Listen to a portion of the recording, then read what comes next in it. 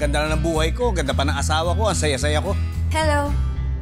Kahit minsan ba, hindi dumaan sa isip mo namang babae. Good night. Good night. Importante din pala yung pinaparamdam niya sa'yo. Mahal na mahal ka niya. Ako lagi ako ng bababae. Pero hindi ibig sabihin hindi ko mahal asawa ko. Hindi ko alam kung ano nangyari sa'yo. Ako, anong ako? Siya nagsimula eh. Siya sisihin mo, wag ako.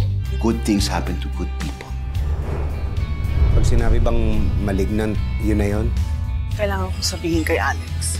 Totoo pala. Kala ko palaginip lang. Don't let bad things change who you really are. Yun yung parang hinahanap ko kay Alex eh. Yun ang nawala eh. Family History, June 23. On GMA Pinoy TV.